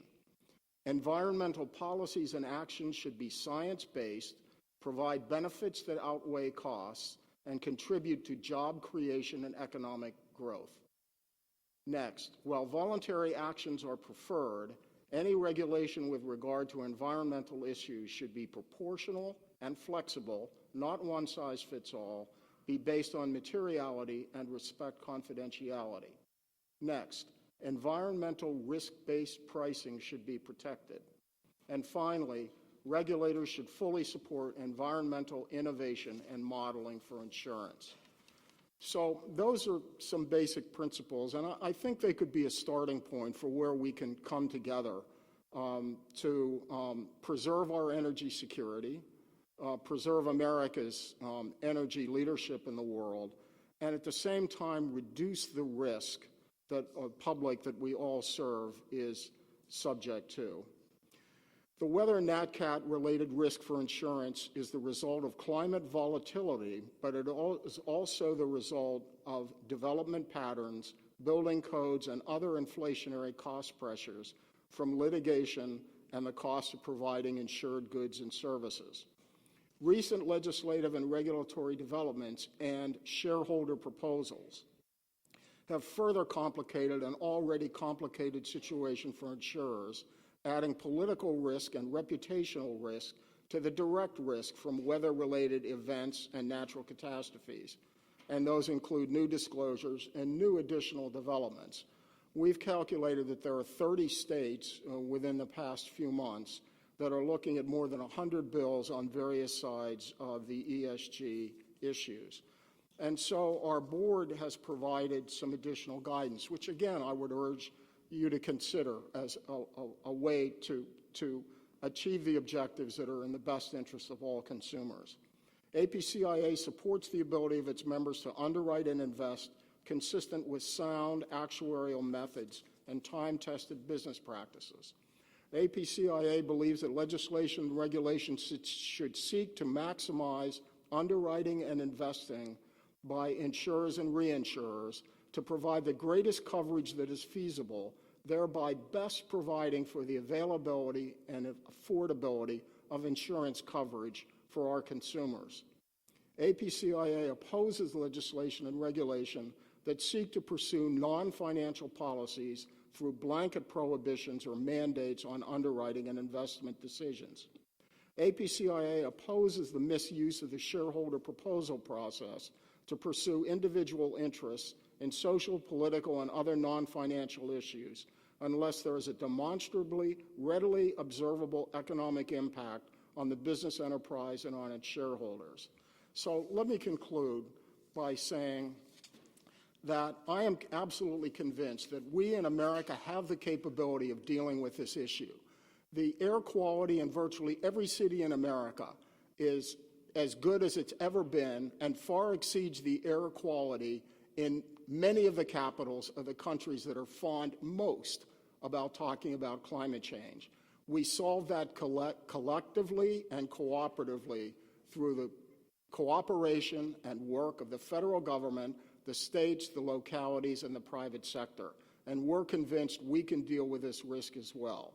So, in final sort of kind of suggestions for how we move forward, we can, people of goodwill, people who are focused on the best interests of the public that we all serve, can avoid the worst of the confrontation and rhetoric and actually move toward reducing risk and thereby providing a safer, better society and a strong insurance market going forward.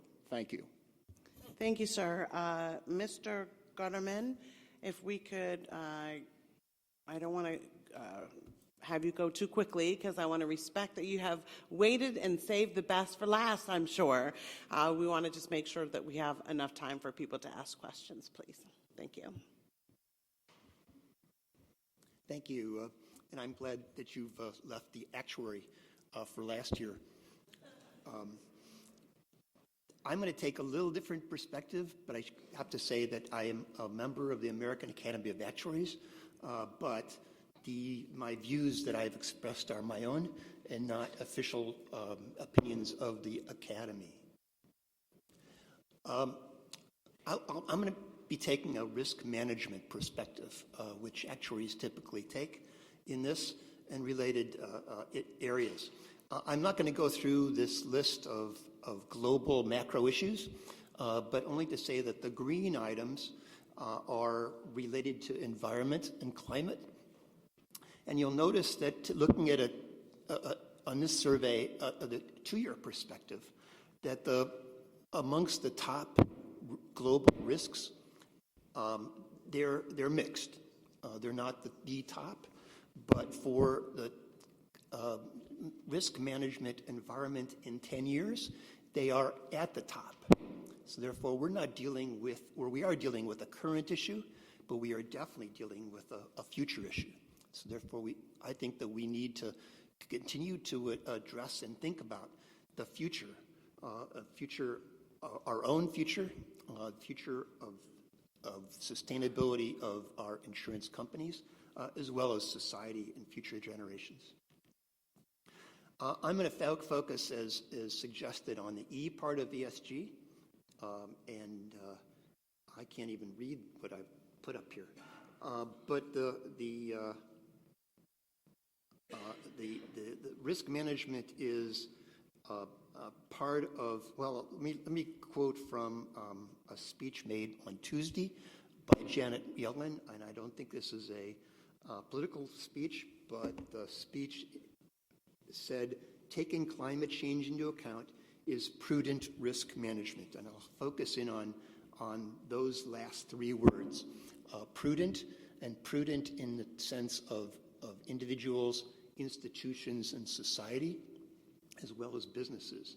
So that's really, I think, an important, for an insurance company, we have to look at both the liability and the asset side.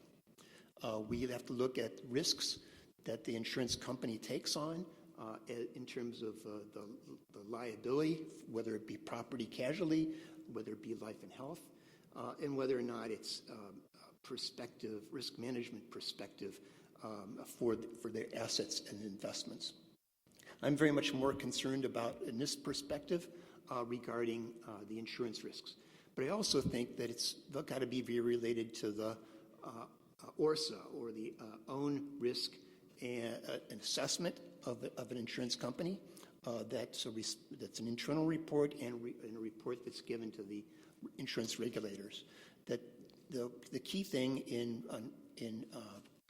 risk the E part is that we integrate that with the internal risk management of the company. And as I started talking on the very top, which is ESG reporting, that's important, but I think the key thing is the risk management, I think is indicated by a couple of presenters here, that these are really important aspects in terms of management, the risk of the insurance company. ESG, the E part, is more than just climate, but it also includes natural disasters, and I think that's really important to understand. It's not just temperature, it's not just sudden risk, but it's also ongoing risk that accumulates over time. Actuaries have to pay more attention to this risk, I think, as professionals, regarding whether or not you look at product design for insurance companies, whether it be providing incentives and incentives for policyholders to be able to manage their own risk, as well as, in turn, managing the risks of the insurance enterprises. Risk management, I think, is central to this issue, and risk management at all areas. On the right side is the typical risk management cycle, from identification of what are the key risks. And the key risks differ by company, as I think is mentioned, by company, by region, by type of risk and hazard, by types of insurance coverage that's provided. It's the measurement of those risks once identified. It's the level of adaptation, and I'll emphasize adaptation and building resilience as being significant issues for everyone in society, particularly the insurance consumer. And in terms of monitoring and putting into governance issues. Actuarial contributions to this exercise is very much much into the management of risk and being a player, a participant in a multidisciplinary process. Actuaries are not hydrologists, climatologists, meteorologists, but actuaries tend to focus in on the damage and losses from an insurance company and in terms of consumer. And what the actuaries is mostly concerned with, I think as mentioned by David a couple of minutes ago, is that we want to minimize the losses and damages that occur from both our consumers, whether they be individuals or businesses, or in turn our investors, because they will be seeing the results in our operating results.